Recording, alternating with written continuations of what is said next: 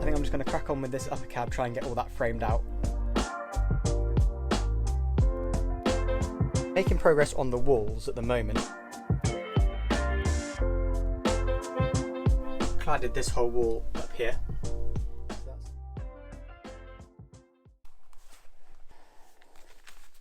Oh, a bit dusty in here, but yeah, just thought I'd do a quick update. So we've obviously got this wall all finished off, all the way up to there. Got some fancy stuff to do with all of this later on, so I'm going to fix that, and then I've got this nice curve in all the way around. I'm just going to sand this so it's all nice and smooth. And then I got to filling, so you can see I filled all of the holes. So I'm just going around and sanding all that now. So I've just sanded this side. I'd already pre-sanded these panels, hadn't pre-sanded those because I was just going to sand them in place because I'm sanding anyway. So got the front wall done as well, half a wall. So just got that bit to do. So yeah, that's what I've been up to. Just sanding away really. The fun of van building.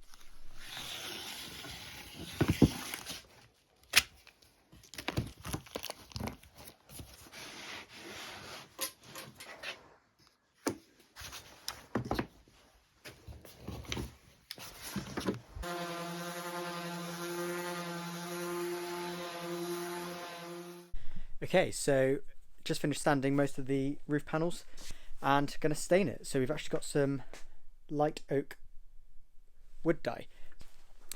Just going to start staining it. Might as well get ahead of the game. Okay, shake well before use.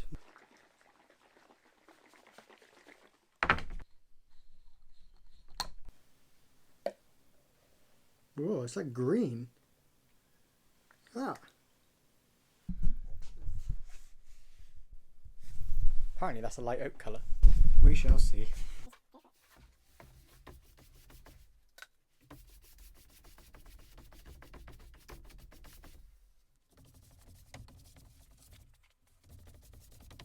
I hope it dries a lighter colour.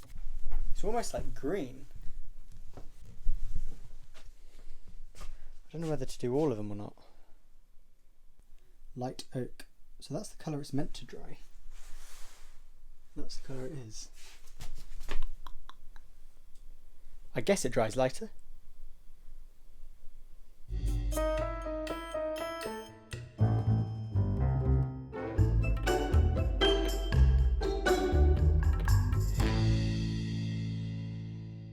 Had an absolute nightmare with the tongue and groove panelling that I did yesterday. It didn't actually go light oak, it went green.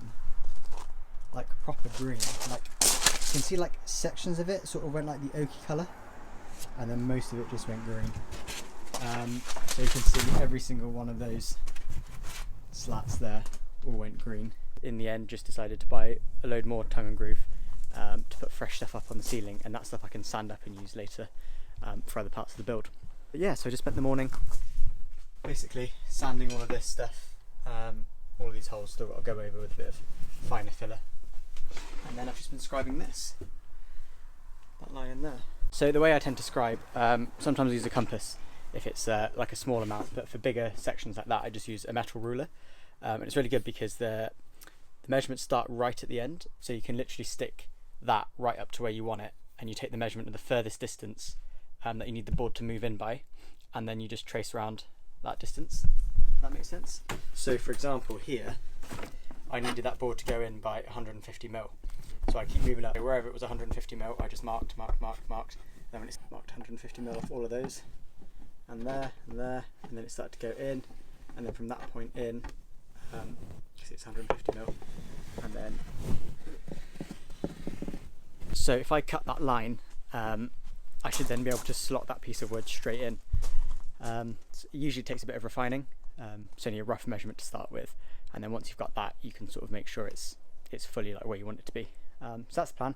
Going to cut that in, try and get that wall like finished off today, and then I think Lauren's going to pop over later, socially distanced, work-wise, and then we'll have a look at the ceiling and we'll figure out whether we want to continue and try and stain the panels.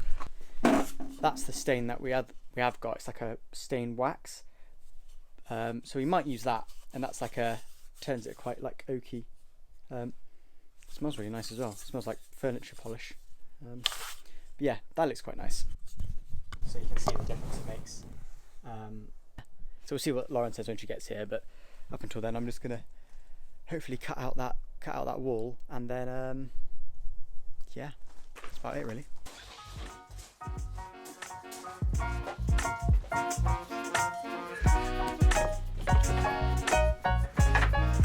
Also, if you just get scrap wood to put underneath the cut pieces, the piece that you're going to cut,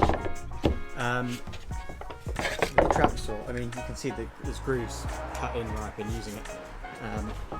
It supports it really well and stops the pieces from just dropping off.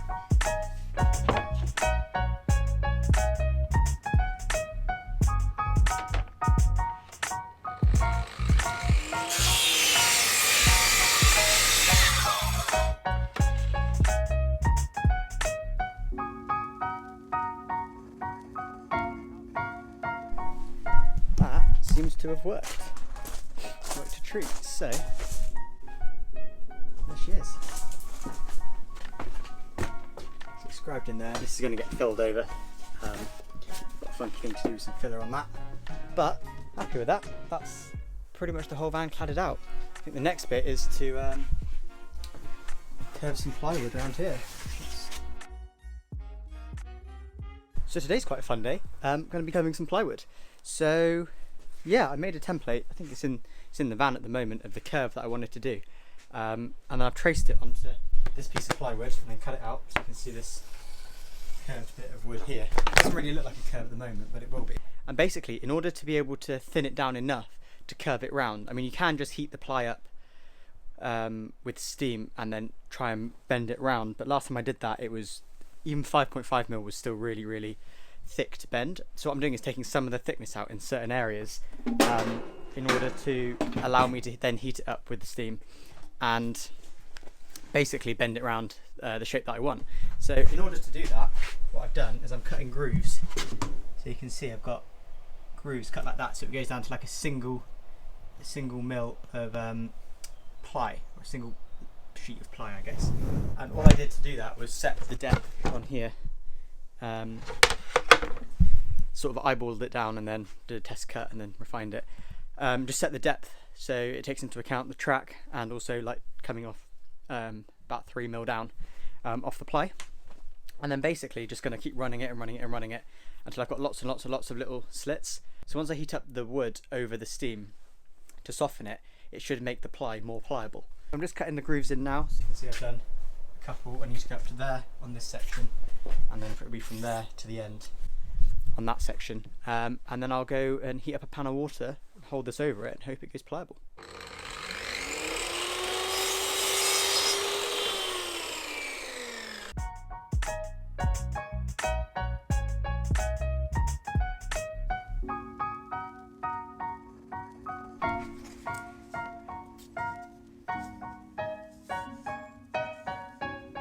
Okay, gonna go heat it up on a pan and then see if it bends.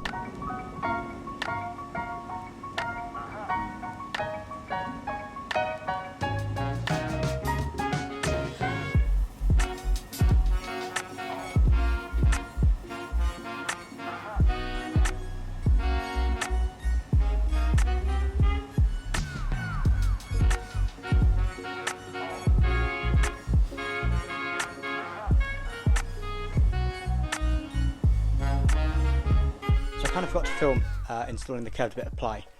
I did film something, but it didn't come out right. Anyhow, this is what it looks like now. So you can see it's all nice and curved all the way around. Still needs to be sanded back.